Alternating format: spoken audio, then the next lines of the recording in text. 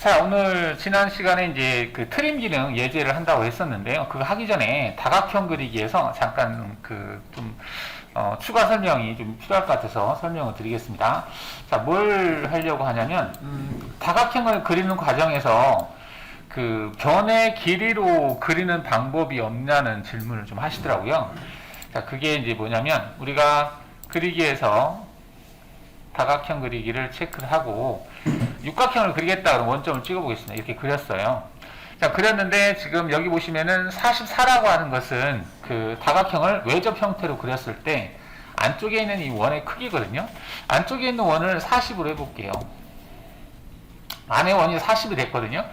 40을 했는데 지금 여기 확장을 눌러도 이 변의 길이를 가지고 그리는 방법은 없어요. 설명이. 그래서 일단은 이렇게 해서 그리세요. 그렸잖아요. 그러면 이 치수를 한번 뽑아보세요. 이렇게. 자, 뽑아보면 41.19가 나왔거든요. 자, 그러면 만약에 내가 얘를 50으로 만들어야 되는데 46.19다. 이럴 경우에는 우리가 이제 이동 기능은 아직 배우지 않았지만 미리 좀 보면 배율 이동이라고 하는 기능이 있습니다. 이동에서 배율 이동. 확대 축소예요. 얘를 확대를 해서 저 크기를 내가 원하는 치수로 만드시면 돼요. 그 다각형 그릴 때 이 변의 길이로 그리는 기능 없으니까 아쉬운 대로 이 배율 이동 기능을 사용하면 되는데, 배율 이동을 체크하신 다음에 대상을 선택해 주시고요. 엔터를 친 다음에 여기 보시면 이제 배율을 넣는 부분이 있어요. 이 부분 여기가 있는데 여기에다가 그 원하는 치수를 입력을 하시고 나누기 현재 치수를 넣으시면 이게 배율이 됩니다. 그래서 원하는 치수를 넣고 나누기 현재 치수는 여기 나와 있죠? 한번 측정했으니까. 자, 그럼 원하는 치수를 한번 넣어볼게요. 원하는 치수 아까 50을 하겠다라고 했으니까 50 나누기 원하는 치수가 이거거든요? 얘가 지금 40, 그러면 여기다가 키보드 L을 눌러서요. L 누르고 엔터를 쳐서 얘를 찍겠습니다. 그럼 이 치수가 들어가요. 지금 소수점으로 떨어져가지고 좀 맨날 들어갔는데 커서를 옮겨서 맨 앞으로 옮긴 다음에 여기다가 원하는 치수를 넣어요. 50 나누기. 자, 그러면 얘가 지금 뭐라고 되어 있냐면 얘가 다시 들어가 버렸네요. 자, 여기에다가 원하는 치수가 50이었어요. 근데 바로 50을 넣고 나서 그 다음에 L을 측정이라고 하는 기능을 쓸 수가 없으니까 먼저 L을 이용을 해서 현재 치수를 측정한 다음에 앞에다가 나누기를 치고 원하는 치수를 앞쪽에다 넣어주시면 돼요. 원하는 치수 나누기 현재 치수, 이게 하게 되면 정확하게 이게 치수가 맞아 떨어집니다. 이렇게 한 다음에 확인을 하시고 나서 이 치수를 다시 한번 확인해 볼게요. 얘를 찍어 보시면 정확하게 50이라는 값이 나와요. 이렇게 해서 맞추시면 아쉬운 대로 이용할 수 있습니다. 전에 어떤 분이 또 이런 질문을 했었어요. 똑같은 질문을 하셔서 제가 설명을 드려야 될 것 같아서 설명드렸습니다. 자, 이 예제를 그려보도록 하겠습니다. 자, 일단은 어디부터 그려야 될까를 보는데요. 시작을 여기서부터 시작을 하겠습니다. 자, 여기서부터 시작을 해서 이렇게 선을 그릴 거거든요. 자, 선을 그릴 건데 첫 번째 점은 찍었어요. 근데 두 번째 점을 찍어야 되는데 두 번째 점의 위치가 어떻게 찍을까? 여기서부터 막히는 분들이 많아요. 자, 두 번째 점은 첫 번째 점을 기준으로 해서 X값으로 30이고요. Y값으로 40인 위치에 있어요. 그러면 증분점으로 하면 되겠죠. 한 점을 찍고 그 다음에 한 점은 첫 번째 점을 기준으로 해서 X로 얼마, Y로 얼마 이렇게 찍으시면 되겠습니다.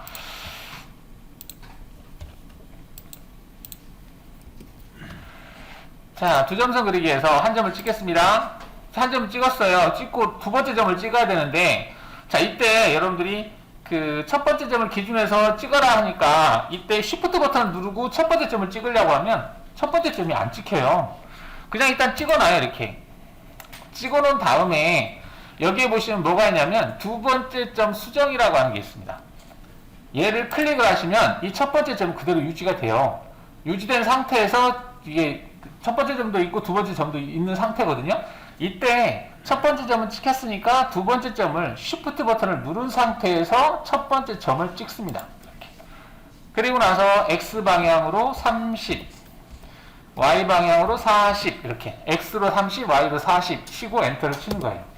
자, 그러면 지금 보시면 확인해서 한번 치수를 확인해 보시면 얘가 x 방향으로 30이 되고 y 방향으로 40이 된다 이렇게 되는 거죠. 이 점을 기준, 첫 번째 점을 기준으로 해서 첫 번째 점 여기를 기준으로 해서 두 번째 점을 증분점으로 그렸다. 두 번째 점 수정 기능을 클릭한 다음에 두 번째 점을 수정했다 이렇게 보시면 되겠습니다.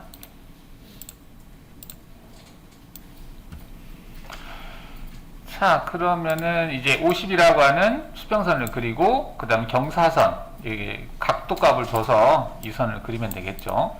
자, 50을 그려보겠습니다. 자, 두 점선 그리기에서 한 점 찍고 수평, 키보드 L 눌러서 50, 엔터 하시면 되겠죠. 자, 50으로 그렸고요. 자, 그 다음에 한 점을 찍고 이렇게 대충 그려놨어요. 자, 대충 그려놓고 지금 치수를 보니까 길이 값은 없고 각도 값만 있네요. 지금 각도를 보시면 이게 105도라고 되어 있는데요. 우리가 선을 이게 0도라고 했어요. 0도. 그러면 0도면은 이 각도가 지금 몇 도냐? 지금 이 각도가 105도면 여기가 105도거든요. 105도.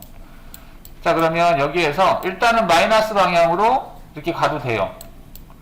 가도 되고 아니면 얘 같은 경우 이렇게 하는 게 편하겠네요. 이렇게 가서 180도. 180도에다가 105도를 더하는 각도가 되겠네요. 이 각도가.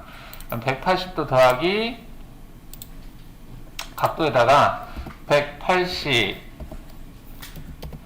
그 다음 플러스 180 플러스 105도, 105도 엔터 치면 각도가 285도가 나오네요. 285도. 자, 이렇게 해서 확인하시면 되겠죠. 자, 길이는 어차피 트림 처리할 거니까 필요 없고요. 자, 이렇게 해서 얘는 50이라는 값이 나오고요. 그 다음에 얘 각도는 여기에서부터 여기까지가 105도라는 각도가 나온 걸 볼 수가 있죠. 자, 이렇게 해서 얘를 그릴 수 있겠습니다.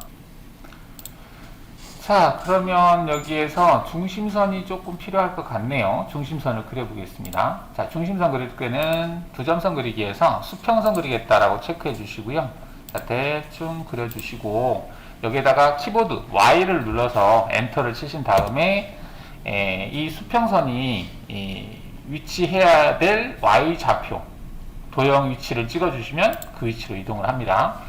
자, 그 다음 수직선 그리기를 체크하시고 대충 수직선을 그려놓고 여기다가는 X라고 치시고 엔터를 친 다음에 이 수직선이 놓이게 지나가야 될 X 좌표 위치를 찍어주시면 이동을 하겠습니다. 자, 그리고 얘와 얘는 속성에서 오른쪽 마우스를 클릭을 해서 색깔은 빨간 색깔에 1.3선에 원래 가는 선인데 그냥 선은 굵기는 그대로 유지하겠습니다. 이렇게 해서 표시를 할 수 있다라고 보시면 되겠죠. 중심선은 자, 중심선의 색깔이 빨간색이라서 뒤에서 잘 안 보이기 때문에 색깔에서 오른쪽 마우스 클릭해서 회색으로 바꾸겠습니다. 자, 이렇게 해서 좀 보이게 하겠습니다. 자, 그 다음에 여기 아래에 있는 얘를 그리려고 하는데 이 선을 그리려고 했더니 한 점은 찍을 수가 있어요. 근데 그 다음 위치를 찍을 수가 없습니다. R10이라고 하는 것에 접하게 그려야 되거든요. 그러면 R10이라고 하는 게 먼저 있어야 되는 상황이에요. 그래서 R10이라고 하는 원호를 먼저 그리고 그 호에 접하게 그리시고 그 다음 여기도 R10에 접하면서 각도가 30도를 이루고 있죠. 그럼 두 개가 나중에 트림 처리를 하면 되니까 일단은 R10짜리 원을 먼저 그리도록 하겠습니다. 자, 원 그리기에서 R이 10이다. 10. 자, R10짜리예요. 10짜리인데 여기 교차점을 기준으로 해서 밑으로 30만큼 밑에예요. 그래서 Shift 버튼 눌러서 이 교차점을 찍겠습니다. 그리고 여기다가 Y 마이너스 30 엔터 하겠습니다. 자, 그러면 이 원의 센터가 여기에서 교차점에서 30만큼 떨어진 위치에 있다라는 얘기죠. 이렇게 해놓고 두 점선 그리기에서 탄젠트를 활성화시켜 주시고요. 원을 선택한 다음에 이쪽으로 가야 되니까 이렇게 갔다가 이렇게 가시면 되겠습니다. 이렇게 찍어주시고 다시 얘를 찍은 다음에 각도 값은 30도라고 입력하시고 엔터를 치시면 되겠습니다. 자, 이렇게 하신 다음에 트림 기능에서 부요소라고 하는 기능으로 처리하시면 이렇게 처리가 되겠죠. 그리고 이렇게 사이에 원이 있었을 경우에는 세 요소로 처리해 주시는 게 깔끔해요. 세 요소를 선택하신 다음에 양쪽 그리고 남겨질 부분을 선택해 주시면 이렇게 처리가 깔끔하게 되겠습니다. 자, 이렇게 하시면은 다 그려졌죠. 자, 나머지 예제는 여러분들 해보시고 혹시 안 되는 부분이 있으면 질문해 주시면 다음 시간에 해보도록 하겠습니다. 자, 교차점 자르기 보겠습니다. 교차점 자르기, 말 그대로 교차되는 부위에서 대상 도형을 자르겠다라는 얘기입니다. 자, 가령 제가 여기에다가 연속선 그리기를 체크하시고 자, 별 모양을 이렇게 그려봤어요. ES 버튼 눌러서 마무리 하시고요. 자, 이렇게 했는데 여기에서 이 부분 하나, 둘, 셋, 넷, 다섯 뭐 얘를 지우겠다 라고 한다면은 트림에서 지금 여기 보시면 나누기라는 기능으로 그냥 싹둑 싹둑 싹둑 싹둑 싹둑 자르면 돼요. 이렇게 하면 되는데 이전 버전에서는 이 나누기라는 기능이 이렇게 안 생겼었거든요. 그래서 그때는 그 어떻게 했었냐면 여기 두 요소로 자르기라고 하는 기능, 교차점? 지금 교차점인가? 교차점이죠. 그러면 여기 교차점 자르기라고 하는 항목이 있어요. 얘를 체크하신 다음에 대상을 선택하고 엔터를 치면 자, 보면 어떻게 바뀌었는지 보면 얘가 따로 놀아요. 그러니까 데스크 클릭을 했을 때 얘가 따로따로 잘렸기 때문에 이 상태에서 그냥 지우기를 누르시면 돼요. 이렇게. 이게 교차점 자르기입니다. 그 다음에 많은 요소로 자르기라고 하는 게 있는데 많은 요소로 자른다. 이 얘기는 어느 때 필요할까? 많은 요소로 자른다. 많은 요소 자른다. 뭐 딱히 뭐 많이 필요하지는 않을 것 같기도 한데 간혹 이제 제가 스플라인을 이렇게 그렸어요. 스플라인을 그렸는데 이 스플라인 가지고 경로를 생성하면 얘가 기본적으로 G01 직선 형태로 출력된다고 그랬죠. 근데 얘를 나는 원호로 출력을 하고 싶어요. 그러면 수정에서 많은 요소로 자르기라고 하는 항목을 보시면 얘를 선택을 하고 엔터를 쳐볼게요. 자, 치면 스플라인이 직선이 되어버렸어요. 그죠? 이거는 지금 직선으로 자르겠다라고 돼 있어요. 그런데 개수를 5개로 돼 있어요. 개수를 올리면 원래 있던 것에 근사해지겠죠. 자, 이게 무슨냐면 이게 경로 생성하는 원리예요. 스플라인이라든지 공면 이런 걸 가지고 경로를 생성하는 원리인데 이 데이터, 점 데이터가 많아질수록 원래 있던 것에 근접하게 됩니다. 지금 개수를 계속 올리고 있거든요. 보세요. 계속 올리잖아요. 그러면 계속 많아지면, 점 데이터가 많아지면 원래 있던 스플라인에 거의 근접하게 되죠. 하지만 데이터가 많아져요. 그런데 3차원 같은 경우는 이게 직선도 아니고 원도 아닌 형상들이 많거든요. 그러다 보니까 이렇게 점 데이터를 생성할 수밖에 없습니다. 그러면 이 점 데이터를 가지고 일반 머신 센터에서는 가간속 때문에 소화를 못 시켜요. 그래서 이제 고속 선독 블록이라든지 선행 블록이라든지 뭐 여러 가지 기능들이 고속 기능이 있어야만이 작업이 가능합니다. 자, 그래서 이제 지금 얘는 직선 형태로 자른 거예요. 개수가 36개로 잘랐거든요. 근데 직선 형태로 잘랐을 때와 직선을 자른 게 여기 지금 아직도 각이 져 있죠. 근데 얘를 개수는 똑같지만 원호 형태로 잘라볼게요. 자, 원호 형태로 또 잘라볼게요. 왜 안 바뀌어? 여기를 36개. 공차로 바꿔야 되나 보다. 자, 그럼 지금 여기 보시면은 직선 형태가 있고요. 원호 형태가 있는데, 공차값을 0.1로 바꿔보겠습니다. 0.1로 바꿔서 다시 볼게요. 자, 지금 보시면 이게 원호 형태거든요. 근데 얘가 직선 형태예요. 직선 형태하고 원호 형태하고 비교해 보시면 같은 공차 범위 안에 있다 하더라도 직선 형태로 했을 때와 원호 형태로 했을 때 거치기가 달라져요. 그러니까 원호 형태로 하면 훨씬 더 부드럽거든요. 그리고 툴패스 점과 점 사이의 거리도 길어져요. 직선 형태로 하는 것보다는. 그래서 그 면이 좀 깨끗하게 생성이 됩니다. 그래서 여러분들이 거르기라고 하는 항목이 있는데 나중에 보시면은 이제 직선 형태, 점 데이터로 생성될 것을 원호 형태로 출력을 하게 되면 면이 좀 부드럽게 생성되기 때문에 그 거르기, 직선을 원호로 거르기라고 하는 항목이 있어요. 그래서 이제 공차 범위 내에서 뭐 거르기를 하면 출패스가 좀 깨끗하게 된다 뭐 그런 게 있는데, 네, 겸사겸사 여러분들 지금 스플라인 형태를 가지고 직선 형태로 같은 공차라고 했을 때 직선 형태와 원호 형태를 겸사겸사 보세요. 이거는 직선 형태로 생성했을 때 각져 있는 것처럼 보이는데, 이렇게 해서 툴패스를 내서 가공을 하게 되면 면이 각이 져 있어요. 확대를 해보면. 근데 이렇게 부드럽게 원호로 처리하면 그런 각진 부위들이 그렇게 많지 않다, 없어진다, 이렇게 보시면 되겠죠. 스플라인으로 출력할 수는 없거든요. 직선 아니면 원호로 출력해야 되는데, 이럴 때 이 자르기라는 항목들을 사용하시면 되겠습니다. 지금은 다 원호로 잘렸기 때문에 얘를 가지고 툴패스를 생성하잖아요. 그럼 다 원호로 출력돼요. 근데 아까 그냥 스플라인 가지고 출력하면 다 G01로 출력됩니다. 직선에도 출력이 되는 거죠. 자, 겸사겸사. 자, 많은 요소로 자르기. 자, 치수 기입 도형. 이거는 치수를 도형 요소로 바꾸는 겁니다. 직선이나 원호나 스플라인 형태로. 그 다음에 원 자르기라고 되어 있는데, 이것도 아까 도형 자르기하고 거의 비슷합니다. 원을 자르는 거예요. 근데 얘는 한꺼번에 여러 개의 원을 한꺼번에 자를 수 있다는 건데, 그 다음 원호 닫기. 이거는 호로 되어 있는, 호라고 하는 것은 풀원이 아닌 어떤 특정한 원호의 각도를 가지고 있는 호죠. 이 각도를 가지고 있죠. 자, 이거를 풀원으로 바꾼 겁니다. 360도로 바꾸는 것이 원호 닫기라는 기능입니다. 원을 자를 수도 있고, 원을 호로 자를 수도 있고, 호를 다시 풀원으로 만들 수 있다, 그런 얘기고요. 도형 연결이라고 하는 것은 같은 속성을 가지고 있는 대상을 연결하는 거예요. 이건 뭐냐면 원래 원이었는데 걔를 잘랐다. 자, 원래 원이었어요. 이렇게 원이었어요. 원이었는데 얘를 우리가 많은 요소로 자르기. 많은 요소로 자르기. 어딨어? 많은 요소 자르기라고 체크하고 엔터 쳐볼까요?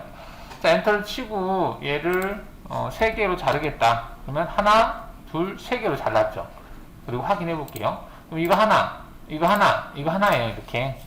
자, 근데 이렇게 잘렸는데 얘네들을 다시 원으로 만들고 싶어요. 그럴 때는 얘를 수정해서 원호 닫기 누르면, 선택하고 엔터를 치면 이렇게 닫아져요. 자, 이런 겁니다. 원호 닫기 하는 게 아니라 도형 연결하고 있었구나. 자, 그러면 얘를 언두 눌러서 이렇게 잘랐잖아요. 이 잘랐는데 얘네들 연결시킬 수 있어요. 연결시켜 볼게요. 도형 연결이라는 기능을 이용을 해서 하나, 둘, 셋 하고 엔터를 쳐볼게요. 그러면 하나가 됐죠, 이렇게. 자, 근데 연결할 수 있다고 해서 아무렇게나 연결이 되는 건 아니에요. 간혹 가다가 여러분들이 원을 그릴 때, 자, 이렇게 해서 원 하나 그리고요. 다시 그리는데 제가 R값을 키워볼게요. 지금 일단은 이렇게 됐다고 치고, 자, 얘와 얘를 서로 붙여놓고 보겠습니다. 일단 이동기는 아직 안 배웠지만 잠깐 보면, 자, 이게 붙여놨어요. 그러면 얘 원과 이 원은 달라요. 뭐가 다르냐면 R이 달라요. 센터 위치도 다르고. 이런 것들은 연결 못해요. 아까처럼 하나의 원이었는데 잘렸을 때 그때는 연결할 수 있지만 이런 대상들을 연결할 수는 없습니다. 선택하고 엔터를 치잖아요. 이렇게 떠요. 연결할 수 없습니다 라고 뜹니다. 이거를 하나로 연결하고 싶으면 우리가 전에 배웠던 그리기 스플라인에서 커브라는 기능으로는 연결할 수 있는데, 이거는 원의 속성으로 연결된 게 아니라 스플라인이라고 하는 속성으로 만들어진 거예요. 그래서 좀 서로 관계가 다르죠. 그 다음에 직선 같은 경우도, 자, 우리가 이제 직선 하나 이렇게 만들었어요. 만들었는데, 자, 얘를 경우에 따라서 두 요소로 자르기 있어요. 자르기, 두 요소 자르기. 얘를 선택한 다음에 자를 위치를 찍어서 이렇게 하나, 두 개 이렇게 잘랐어요. 자, 이런 것들은 연결이 돼요. 연결 기능을 이용을 해서 하나, 둘 선택한 다음에 엔터를 치면 하나로 돼요, 이렇게. 하지만 직선을 만들었을 때 여기다 이렇게 만들었어요. 이렇게 만들어 놓고 얘를 연결시키겠다라고 해서 두 개를 찍으면 연결이 안 돼요. 얘도 마찬가지로. 직선이라고 하는 것은 두 점으로 표현이 가능해야 됩니다. 이건 두 점으로 표현을 못 하잖아요. 가운데 뭐가 있기 때문에. 그래서 이런 것들은 아까처럼 커브 기능으로 스플라인으로는 연결시킬 수가 있어요. 하지만 직선으로는, 하나의 직선은 안 된다, 이렇게 보시면 되겠습니다. 자, 너브스 수정은 스플라인 형태를 수정하는 거고요. 너브스 전환은 스플라인이 아닌 대상을 스플라인으로 바꿔주는 겁니다. 이게 그 스플라인 커브하고 좀 비슷하긴 한데, 우리가 이제 원을 만약에 그렸을 때, 자, 이게 원이잖아요. 원이면 Alt1을 해서 Alt F1 눌러서 얘를 볼게요. 자, 얘는 원인데, 여기 중심점이 있어요. 원이에요. 하지만 얘를 스플라인으로 바꿀 수 있습니다. 그리기에서 스플라인에서 커브라는 기능으로 해도 되지만, 수정해서 바로 여기 너브스 전환이라고 하는 얘를 클릭한 다음에 얘를 선택하고 엔터를 치잖아요. 엔터. 안 먹어. 먹었나? F4 눌러볼게요. 바뀌었네요. 여기 보시면은 스플라인으로 바뀌었죠. 이 대상이. 그러면 얘는 원이 아니에요. 스플라인이지. 스플라인이면 얘는 수정할 수 있습니다. 어떻게? 이게 찌그러뜨릴 수가 있어요. 얘는 원이 아니기 때문에 이게 변형이 가능합니다. 컨트롤 점을 가지고 이렇게 변형이 가능해요. 자, 그러면 얘가 아까 원이었는데 이렇게 뭐 짱구처럼 생겼죠. 자, 근데 경우에 따라서 이거를 다시 원으로 바꾸고 싶을 때가 있어요. 그게 스플라인 거르기입니다. 스플라인 거르기는 스플라인 형태를 원이라든지 직선이라든지 어떤 특정한 걸로 바꾸는 기능이에요. 자, 이게 그 3D 형태에서 도형을 추출했을 때는 원이 이렇게 좀 짱구된 스플라인 형태로 넘어오는 경우가 있다고 했습니다. 그럴 때 얘를 원으로 바꾸고 싶을 때가 있어요. 왜냐하면 얘를 가지고는 드릴 작업을 못해요. 그래서 전에 여러분들이 그리기에서 바운딩 박스, 이 입체사각형 기능에서 센터점을 생성하는 기능으로 센터점을 생성해서 거기다 드릴 작업을 할 수 있다라고 했었잖아요. 자, 근데 그렇게 하려고 하니까 이게 한두 개도 아니고 일일이 다 찍어줘야 돼요. 뭐 딱 몇 개 안 되면 그렇게 해도 되는데. 자, 그래서 수정에서 보시면 스플라인 거르기라고 하는 얘를 클릭하신 다음에 스플라인을 선택을 해요. 그리고 공차값. 이 공차값은 뭐냐면 이 스플라인을 원으로 변형을 시킬 때 공차 범위를 지정을 한 거예요. 이 공차 범위 안에서 원으로 바꿔라. 근데 이게 기존의 원하고 동일하면 공차값이 이렇게 작아도 그 똑같은 형태이기 때문에 변형이 되는데, 예, 이게 너무 작기 때문에 한번 이렇게 해서 확인해 볼까요? 확인하면 얘가 안 바뀌어요. F4 눌러도 그대로 스플라인이죠. 왜냐면 얘하고 100분의 2 범위 안에 일치하는 원이 없다 이거예요. 그러면 그 거르기를 할 때 공차값을 좀 크게 주는 거예요. 얘를 한 뭐 2 정도 줘볼까요? 크게 주고 일단 엔터를 칩니다. 확인을 해보면 그래도 안 바뀌네요. 이게 상당히 좀 많이 차이가 나나봐요. 그러면 다시 좀 더 크게 줘보겠습니다. 얘를 스플라인 선택하고 얘를 한 15 정도 줘보겠습니다. 5 주고 다시 원래 이거를 킵 눌러서 확인해 볼게요. 자, 그러면 지금 바뀌었거든요. 자, 이게 원이 생성된 거고요. 얘가 원래 있던 스플라인이에요. 원래 있던 스플라인은 이렇게 생겼어요. 근데 얘를 가지고 5mm 공차 범위 안에 들어오는 원으로 바꾼 거예요. 그러면 얘가 원이 됐기 때문에 센터가 생긴 거죠. 그럼 이 센터에다가 드릴 작업이라든지 어떤 작업을 할 수 있다라는 거죠. 자, 도형 이동. 이동이라고 하면은 그닥 특별한 건 없을 것 같긴 한데, 자, 지금 보시면은 여기에 자, 원이 하나가 있어요. 얘를 제외한 나머지는 지워보겠습니다. 자, 원이 있는데, 자, 얘를 내가 오른쪽으로 이동을 시켜야 되겠다 했을 때 이동에서 보면 평행 이동이라고 있어요. 얘를 체크하신 다음에 먼저 대상을 선택했으면 어떤 기능을 선택하면 바로 이렇게 이동 대화창이 떠요.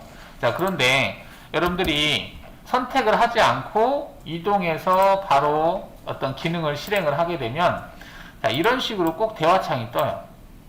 그러니까 내가 선택을 하지 않았기 때문에 선택해라 이 말이에요. 근데 내가 선택하고 기능을 선택하면 선택했으니까 바로 넘어가는 겁니다. 창이 뜨면서. 차이가 있습니다. 지금 상태에서는 선택을 하지 않았기 때문에 선택하고 엔터를 치라는 거예요. 그래서 먼저 선택하고 기능을 하는 게 좀 더 작업하기가 좀 편해요. 자, 이 상태에서 이동을 할 건데 여기 X방향으로 얼마만큼? 50만큼. 50 작네. 200. 200만큼. 그다음 Y방향으로 100만큼. 이렇게 하게 되면 X로 얼마, Y로 얼마만큼 이동한 거거든요. 연결을 체크해 볼까요? 자, 연결을 체크하게 되면 어느 부분이 어느 부분으로 갔는지, 이때 이 어느 부분은 끝점을 표시합니다. 보통 끝점. 그러면 이 원은 항상 여기가 시작과 끝이 여기 있다고 그랬죠. 0도인 지점에서 여기서 시작해서 여기서 끝나요. 원이라고 하는 것은. 그럼 여기 끝점이니까 이 끝점끼리 선을 이렇게 연결시키는 거예요. 어느 점이 어느 점으로 갔다라고 하는 것을 표현해 주는 게 연결이고요. 복사는 원래 있던 게 그대로 있는 상태에서 새로운 게 만들어진 거고, 이동이라고 하는 것은 원래 있던 게 없어지고 새로운 것만 생성되는 거, 이동하는 위치에서 새로 생성되는 것을 이동이라고 합니다. 자, 이제 개수가 지금 하나로 되어 있기 때문에 하나만 만들어진 거고요. 여러 개 하면 여러 개 만들어지겠죠. 여기 있는 것은 x, y, z로의 증분값이에요. 일정한 값으로 내가 이동을 시키고자 할 때 그 값을 넣는 거고요. 자, 얘 같은 경우 뭐냐면 증분값이 아니라 내가 포인트를 찍는 거예요. 자, 가령 이동을 할 때 여기다가 자, 이렇게 직선을 하나 그려놓고요. 이 대상을, 이 센터를 여기다 옮기고 싶어요. 자, 그럴 때 이동해서 평행이동을 체크하시고, 먼저 선택했으니까 바로 창이 떴죠. 자, 이 상태에서 이 두 점 간 이동, 점에서 점으로라고 하는 것을 클릭하신 다음에 이 점의 위치, 즉 이 대상 도형에서 이 점이 위치하는 위치가 이 위치로 이동한다라는 얘기입니다. 자, 그러면 지금 연결을 체크해놔서 그러는데 복사만 체크해 볼게요. 자, 그러면 이 직선의 이 점에서 첫 번째 점, 여기 점에서 두 번째 점, 여기 점으로 이동을 한 거예요. 첫 번째 점에서 두 번째 점으로 이동했다 이 말입니다. 뭐 직선이 있을 때는 직선을 찍으면 된다, 뭐 그런 내용이고요. 그래서 첫 번째 찍고 두 번째 찍고, 만약에 두 번째 점을 수정하고 싶다 그러면 다시 얘를 클릭한 다음에 수정해 주시면 돼요. 자, 얘를 찍은 다음에 난 두 번째 점을 여기로 하겠다, 그럼 일로 바뀌는 거죠. 자, 두 번째 점을 중간점을 하겠다, 그럼 중간점이 되는 거고, 이런 식으로 된다는 얘기고, 개수는 늘리시면 되겠죠. 늘리면 계속 그 형태대로 개수가 증가한다. 그 다음에 이건 이제 각도로 늘린다니 9.7도라고 되어 있는데 난 10도로 하겠다. 그럼 10도로 정확하게 이제 각도가 정해지는 거죠. 이제 거리값을 얼마로 하겠다.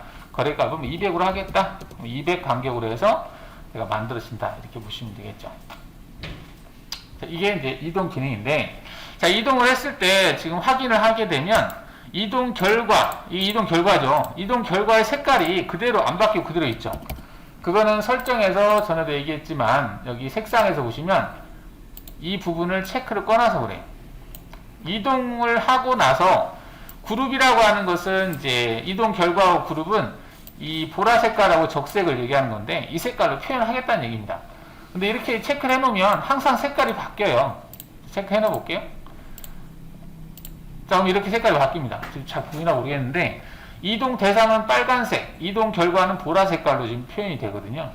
이랬을 때는 오른쪽 마우스 클릭해서 색상 복귀를 눌러 주셔야 돼요. 그래야 원래 고유 색깔로 돌아갑니다. 근데 이거를 지금 안 하게 체크를 해 놓은 겁니다.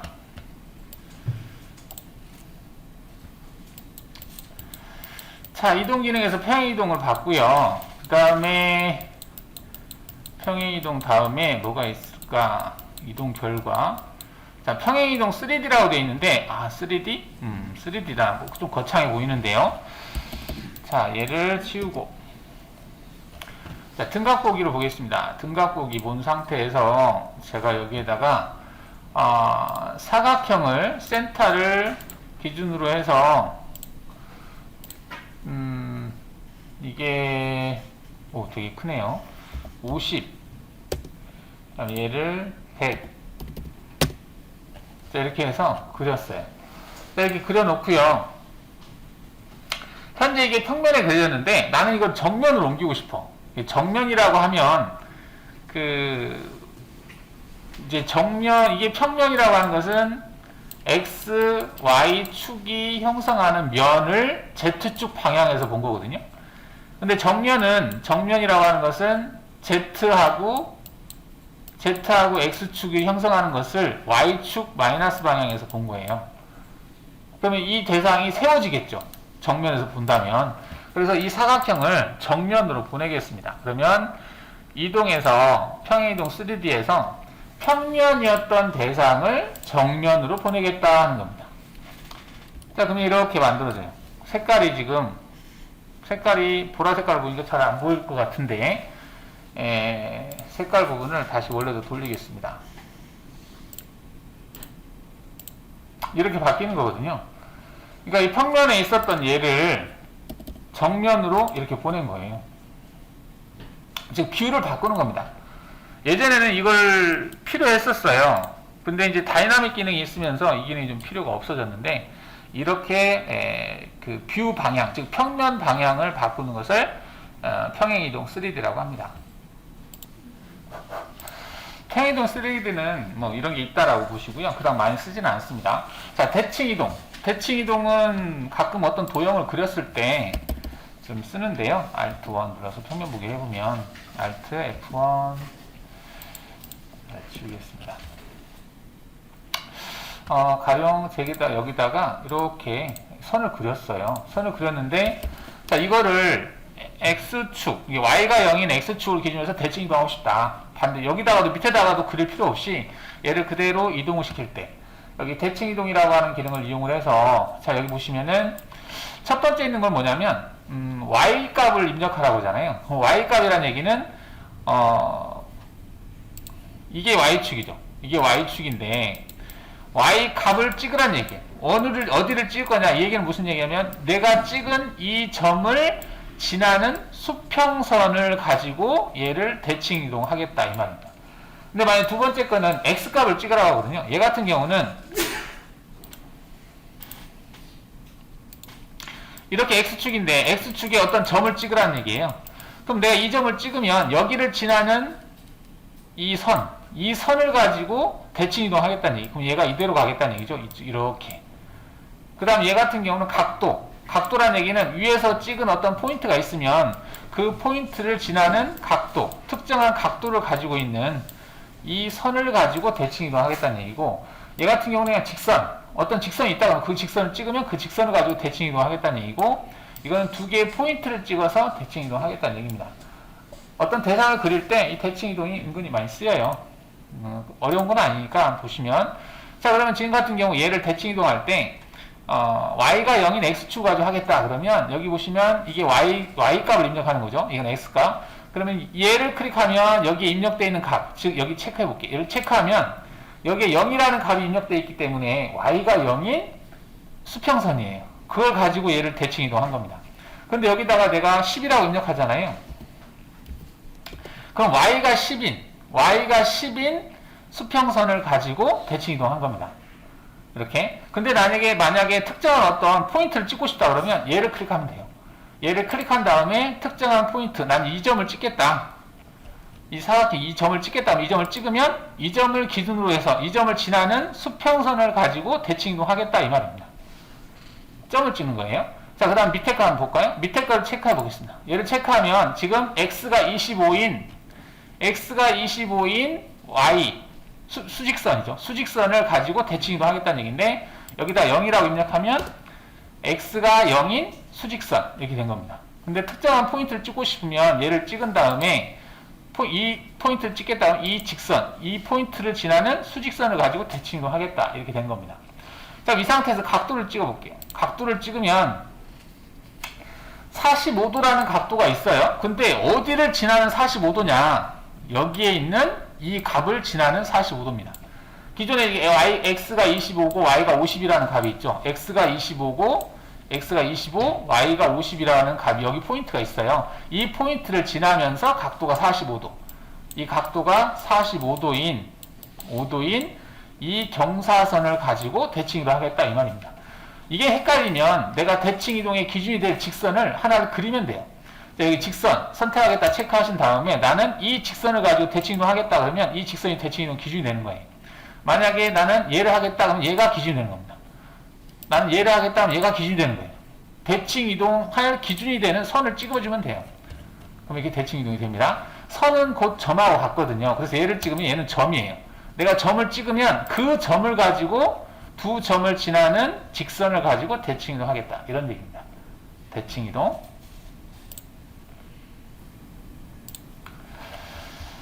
자, 대칭 이동을 할 때 지금 그 치수에서 라벨이라고 하는, 노트라고 하는 것이 있는데요. 노트와 라벨도 대칭 이동을 할 건지라고 하는 체크하는 부분이 있습니다. 그다지 중요하지 않고 그냥 있다, 이렇게 보시면 되겠고. 자, 회전 이동 보겠습니다. 회전 이동은 네, 간혹 이제 우리가 대상 도형을 그릴 때 이렇게 그려보겠습니다. 삭제를 하고요. 가령 내가 여기에다가 자, 이렇게 센터를 기준으로 해서 도성을 그렸어요. 근데 이 똑같은 도형을 뭐 90도 각도로 해서 그려야 될 때, 자, 그럴 때 대상을 선택하시고 이동해서 회전 이동을 체크한 다음에 회전의 기준점, 회전 중심, 회전의 기준점이 어디냐 물어보는데 얘가 기본적으로는 원점으로 돼 있어요. 원점이라고 하는 것은 x0, y0으로 돼 있거든요. 근데 이거를 바꾸고자 한다면 얘를 체크한 다음에 지금 얘 같은 경우 여기를 기준해서 이렇게 회전 이동을 시키겠다라고 한다면은 여기가 기준이겠죠. 그럼 얘를 체크하시고 여기를 찍어줘요. 그리고 나서 각도는 뭐 45도다 그러면 45도 이게 돌아가는 거죠. 개수를 넣으면 이게 만들어지는 거란 얘기죠. 사이사이에 뭐 제거를 요하는 대상이 있다 그러면 얘를 체크하고 제거할 부분을 찍어주시면 됩니다. 그러면 그 부분이 제거가 되고요. 다시 원상 복귀하고 싶으면 원상 복귀할 수가 있습니다. 자, 이게 이제 회전 기능이 되겠고요. 배율 이동. 자, 배율 이동은 아까 제가 설명을 드렸죠. 그 다각형 그릴 때 크기를 확대 축소할 수 있다라는 얘기고요. 자, 예제가 있는데 뭐 이 예제 하나 그려볼까요? 자, 얘를 그려보겠습니다. 하나만 그려서 회전시키면 돼요. 간단합니다.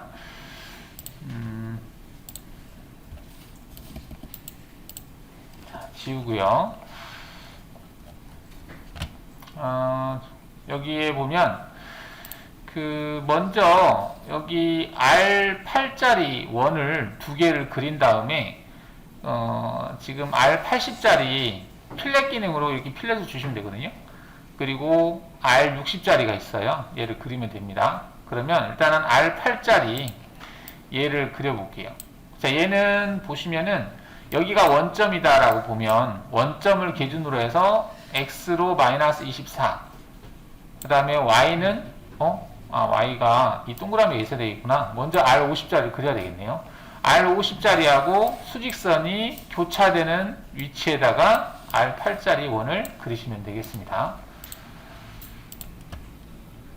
자, 원 그리기에서 키보드 5 눌러서 R값이 50. 자, 이렇게 원을 그렸어요. 자, 그리고 나서 직선 그리기에서 수직선 그리기를 체크하시고 대충 그려놓고 현재 X값을 마이너스 24라고 하고 엔터를 칩니다. 그 다음 똑같이 또 한 번 찍어주고 이때는 플러스 24라고 치고 엔터를 쳐요. 자, 그러면 이제 교차되는 부위가 만들어지고 이 교차되는 부위에다가 R8짜리 원을 생성을 합니다. 여기 때 키보드 I를 눌러서 인터섹션 눌러주고요. R값도 고정하겠습니다. 키보드 I를 눌러서 인터섹션 R값 고정. 자, 이렇게 해서 R8짜리 원을 그렸어요. 자, 얘는 R로 보면은 50. 얘는 R로 보면 8. 얘도 R로 보면 8 이렇게 되겠죠. 자, 이렇게 그린 다음에 얘와 얘를 접하는 R이 80짜리 원이거든요. 자, 이거를 지금 필렛으로 해도 되고 접원으로 해도 되고 그래요. 접원으로 하는 게 편할까? 어차피 트림 기능 우리가 배웠기 때문에 접원호 그리기에서 원호에서 접원호 그리기 기능에서 두 요소로 접하게 그리겠다 체크하시고 R값을 80을 주시고요. 원 두 개를 찍어줘요. 그리고 원하는 형태를 찍어주시면 됩니다. 이렇게. 그러면 그려지죠. 그 다음에 위에 같은 경우는 지금 이 R60짜리의 센터 위치를 알아요. 이게 Y가 마이너스 94거든요. Y가 마이너스 94, X가 0인 위치에 원이 있는 R60짜리 원을 그리시면 돼요. 그리고 트림 처리하시면 되겠습니다. 자, 얘를 한번 그려보면, 자, 원 그리기에서 일단은 R이 60이에요. 60짜리 원을 그리는데 이 원의 위치가 위치가 지금 중심점을 입력하라고 떴는데 x는 0이에요. 0이고 y는 마이너스 94예요. 엔터를 치면 얘가 이렇게 그려지죠. 자, 그럼 현재 얘는 센터 위치가 어떻게 되냐면 여기에서부터 여기까지가 94라는 값을 가지고 있고 얘는 R값이 60이라는 값을 가지고 있죠. 자, 나머지는 트림으로 처리하면 되겠죠. 일단 여기까지 한번. 자, 이 상태에서 지금 이제 트림을 사용을 해서 할 건데, 여기 R12라고 하는 부위에 12라고 하는 부위가 있죠. 얘는 필렛으로 해야 되겠죠. 해보겠습니다. 일단은 얘를 트림으로 해서 잘라볼까? 얘를 두 개를. 자, 트림 기능에서 뭘로 자를까 봤던데, 이럴 때는 한 요소로 자르는 게 좋을 것 같아요. 한 요소로 자르는데 트림할 때 조심할 거는 꼭 남겨질 부위를 찍어야 된다라는 거.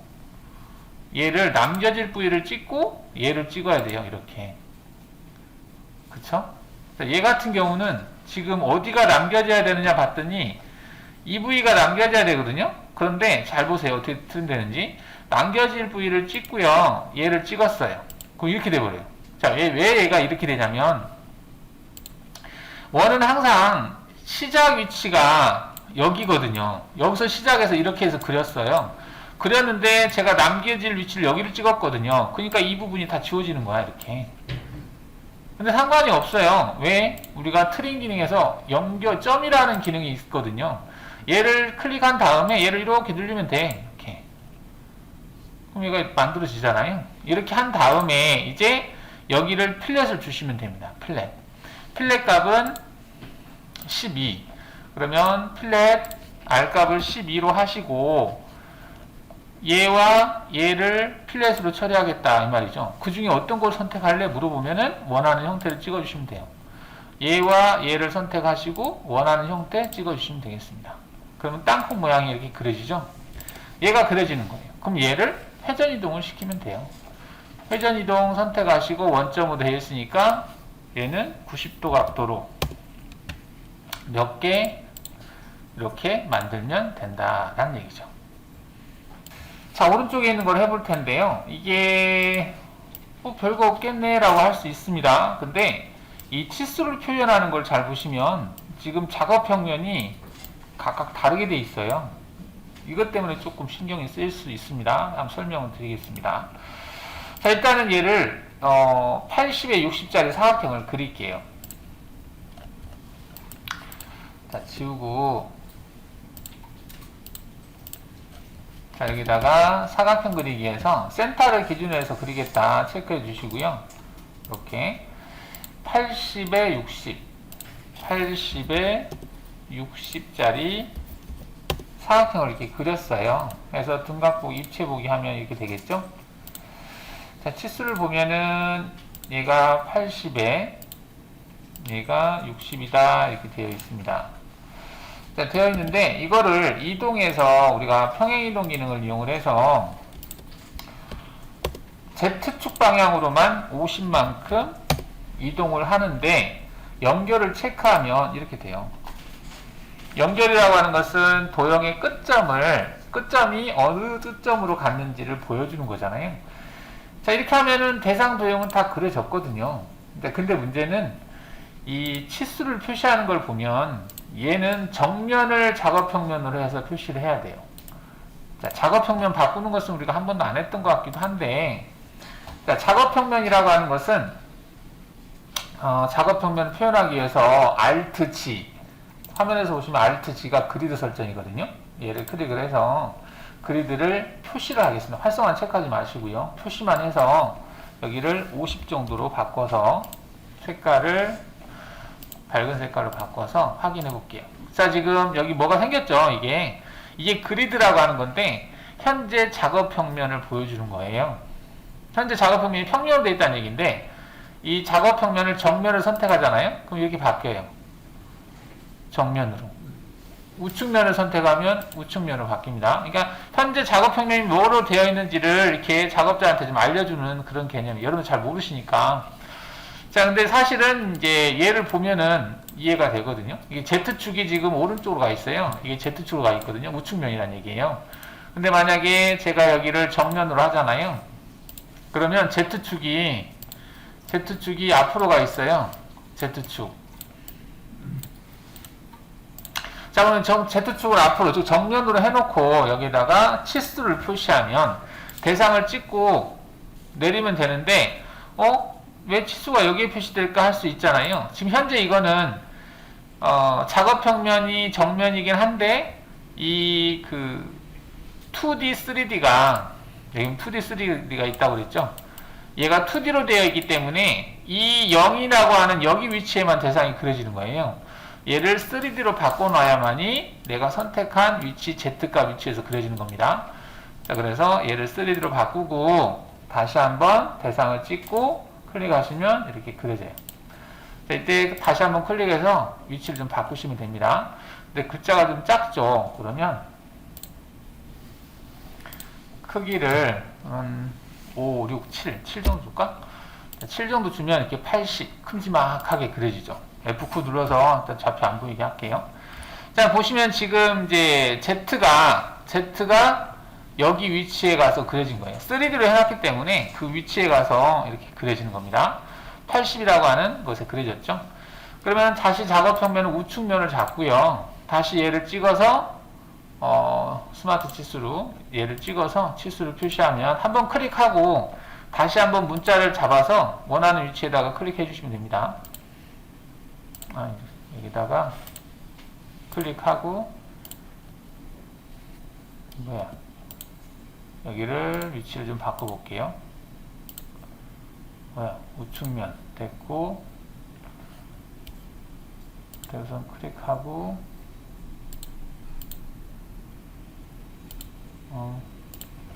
이게 너무 근접해서 가서 그러는데,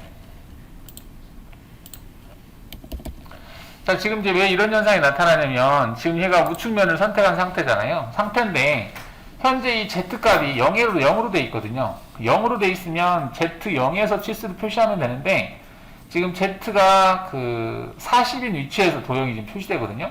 그래서 내가 클릭한 지점하고 실제 이 도형이 있는 위치하고 안 맞아서 그래요. 이럴 때는 원래 정확하게 하려면은 이 위치를 내가 그리려는 대상 도형이 있는 위치로 바꿔놓고 표시를 하는 게 좋거든요. 그럼 얘를 3D로 놓고 여기 Z를 클릭한 다음에 이 점을 찍어줘요. 그러면 정확하게 지금 그리드 평면이 작업 평면 Z가 40인 위치로 왔죠. 이 상태에서 표현을 해주시면 아까 같은 문제는 없어져요.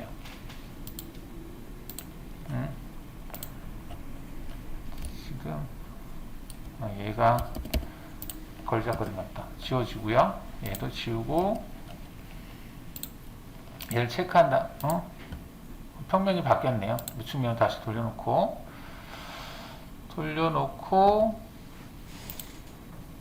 스마트 치수 기능을 이용을 해서 이렇게 바꾸겠습니다. 이렇게 바뀌었죠?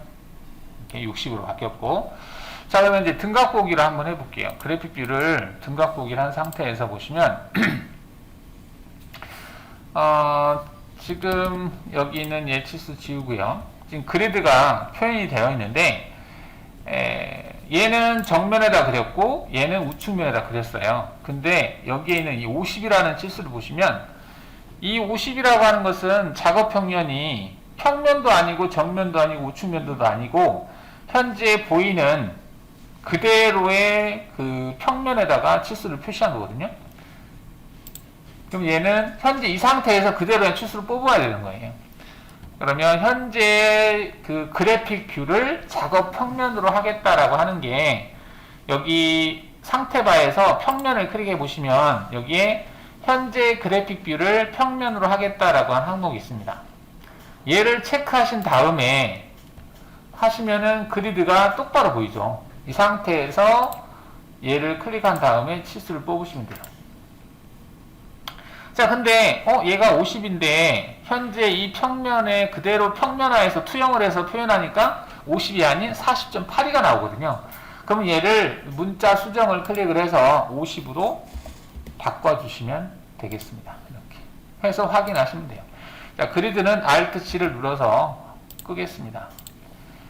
자, 그러면 지금 이렇게 해서 표현한 거예요. 조금 여러분들이 번거로울 수 있는데, 나중에 여러분들 3차원이라든지 어떤 작업을 하려면 이렇게 평면 작업들을 좀 익숙해져야 되거든요. 겸사겸사 한번 해보세요. 자, 다이나믹 이동 기능을 보겠습니다. 다이나믹 이동은 참 편한 기능이에요. 잘 만든 것 같아요. 가끔 저도 많이 쓰는데, 다이나믹 예제가 여러분들 공유 폴더에 있을 거예요. 다이나믹 예제가 어디에 있을까 보면은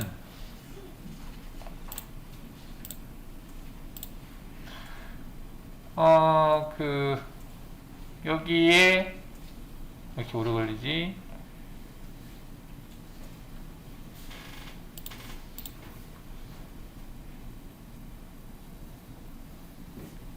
그 마스터킹 관련해 보시면 버전별 도움말 예제가 있어요. 여기 보면 다이나믹 엑스폼이 이제 이동이죠. 이동 MCX라고 하는 게 있는데, 이 파일을 다운로드 받아주세요. 다운로드 한 다음에 얘를 X8에서 열도록 하겠습니다.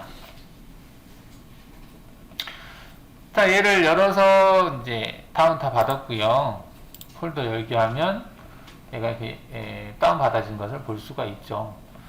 그러면 다운로드 받았죠. 얘를 내려놓고 X8에서 열기 누른 다음에 방금 다운로드한 얘를 열어보겠습니다. 자, 그러면 지금 뭐야 이거? 그냥 무시해도 상관없습니다. 자, 지금 얘가 파일이 이렇게 들어와졌어요. 근데 문제는 뭐냐면, 자, 얘를 가지고 가공을 해달라고 업체에서 보냈어요. 이거 툴패스 좀 내달라고. 근데 등각보기를 하니까 엉뚱깽뚱하게 이렇게 돼 있어요. 그러면 이걸 가지고 작업을 해야 된다는 얘기거든요. 근데 일반적으로 이런 작업을 할 때는 여기가 Z축이 된 상태에서 경로 툴패스를 내야 되잖아요. 그러면 얘를 왜 이렇게 보냈냐면, 어셈블리 형태에서 어떤 특정한 부품이 얘가 이런 형태로 위치가 있는데, 보통 이제 설계했던 사람들이 이 파일을 그냥 이 파일만 하나만, 부품 하나만 추출해서 그냥 던져준 거예요. 이 사람들이 좌표를 일일이 잡을 필요는 없죠. 작업자가 알아서 해라 이 말이죠. 그래서 이렇게 되어 있을 때 이 부분이 Z축이 될 수 있도록 얘를 원위치시켜주는 기능, 이때 다이나믹 기능이 필요해요. 다이나믹이 없었을 때는 이걸 각도를 일일이 다 체크해서 했어요. 각도를 측정을 해서 돌리고 했거든요. 근데 다이나믹 기능이 있으면 그걸 필요 없는데요. 자, 해보겠습니다. 이동해서 다이나믹이라고 하는 걸 선택하시고요. 자, 이동하려고 하는 대상을 찍어요. 선택을 했습니다. 선택을 했고, 자, 그 다음에 선택을 했으니까 이제 엔터를 쳐야 되겠죠? 자, 확인을 누르든가 엔터를 치든가 쳐볼게요. 자, 쳤더니 뭐가 따라다녀요, 마우스에. 이걸 다이나믹 축이라고 합니다. 이 다이나믹 축이 따라다니는 걸 볼 수 있는데요. 이때 여기 위치를 한번 찍어 볼게요. 여기다가 모서리. 이 모서리는 내가 지금 찍으려고 하는 위치는 원점으로 하고자 하는 위치예요. 원점으로 하고자 하는 위치를 이렇게 돌려서 보시면, 나는 얘를 원점으로 할까? 얘를 이렇게 돌려서 원점으로 하고자 하는 위치를 이렇게 찍습니다. 찍었어요. 자, 찍었더니 색깔이 갑자기 빨간 색깔로 바뀌었네? 그죠? 이게 빨간 색깔로 바뀌면 이 도형이 같이 움직이는 거예요. 근데 지금 이 축이 어정쩡하게 지금 틀어져 있는 상태이기 때문에 이 상태에서 도형이 같이 따라가면 안 되고, 이 축을 이 도형에다가 정렬을 시켜야 돼요. 우리가 머신센터에서 작업 평면을 잡듯이 공작물에 대한 어떤 위치, 편한 위치에다가 축을 맞추는 겁니다. 자, 그러면 여기 마우스로 갖다 대고 가만히 있으면 이게 보시면 이게 동그라미하고 사각형 모양이 있어요. 이거는 지금 도형 이동 상태예요. 이 상태에서 하면 도형이 같이 돌아가고요. 얘를 한번 클릭을 해서 축 표시로 바뀌게 해야 됩니다. 그러면 축만 이동하는 상태, 도형은 그대로 있는 상태예요. 지금 색깔이, 도형 색깔이 빨간색에서 해제가 됐잖아요. 이 상태에다 놓고 이 축 좌표 축이 있으면 축 옆에 보면 원형으로 원호 쪼가리 형태로 이렇게 되어 있는 거 볼 수 있어요. 이 상태에서 지금 유도 표시가 점점점으로 되어 있잖아요. 이게 축이 회전하는 형태라는 얘기인데, 원점은 그대로 있는 상태에서 이 축이 회전하겠다라고 클릭하고 이 축을 여기 변의 길이, 변 기준 내다가 클릭을 합니다. 그러면 이 직선이, 이 축이 이 엣지 부분하고 나란하게 정렬이 돼요. 자, 그 다음에 다시 얘도 클릭을 해서 중간점도 얘가 인식을 하기 때문에, 그냥 끝점에다 갈까요? 끝점에다 딱 대보겠습니다. 자, 그러면 지금 이 축이 이 변에 일치했고, 이 파란색이 이 변에 일치했죠. 그럼 자동으로 빨간 색깔이 위로 갈 수밖에 없죠. 자, 이렇게 해서 축을 공작물에다가 정렬을 시켰어요. 지금 WCS 축은 여기 있는데 WCS는 엉뚱하게 돼 있죠. 그러면 이렇게 해서 축을 정렬을 했으면 여기 이 아까 도형 이동이었었는데 축 이동으로 바꿨던 거 얘를 한 번 더 클릭을 해서 도형 이동으로 바꿔줘요. 도형 이동으로 바꾼 상태에서 현재 이 상태에서는 축을 이동하면 도형도 같이 따라서 움직이는 상태입니다. 이 상태에서 여기 보시면 다이나믹 원점을 WCS 원점으로 보내겠다라고 하는 게 있어요. 그러면 다이나믹 원점이 WCS 원점으로 가니까 도형도 같이 따라서 갑니다. 도형도 같이 따라서 가고, 이거는 다이나믹 축을 WS 축으로 정렬시키겠다, 맞추겠다라는 얘기입니다. 얘를 맞추면 도형도 같이 따라서 틀어져요. WCS 맞춰가면서. 그러면 원점을 이동하겠다 한번 클릭하면 원점 위로 이동하죠. 지금 빨간 색깔이 잘 안 보일 텐데 빨간 색깔이 지금 원점으로 이동했습니다. 그 다음에 도형 정렬하겠다 체크. 그러면 이제 빨간 색깔이 틀어졌죠. 이 상태에서 지금 이동으로 되어 있는 상태죠. 확인을 누르게 되면 이렇게 틀어집니다. 엉뚱하게 틀어졌는데 등각 보기를 하게 되면 뭐지? 지금 X축을 똑바로 했구나. 다시 한번 해야 되겠네요. 다시 한번 선택을 해서 원점을 이렇게 놓고, 이번에는 이제 간단하죠. 얘만 그대로 세우면 되니까. 지금 이 상태에서 마이너스 90도 하고 엔터를 2번 치시면 됩니다. 그리고 확인하시면 이렇게 바뀌겠죠. 지금 이렇게 해서 이제 이 면이 똑바로 위에 올 수 있게 정면 보기 해보면, 자, 위가 수평으로 됐죠. 우측면 보기 해도 수평으로 됐고요. 그 다음 등각 보기 하면 이렇게 됐죠. 이 상태에서 이제 경로를 툴패스를 내서 가공을 하실 수 있다는 얘기죠.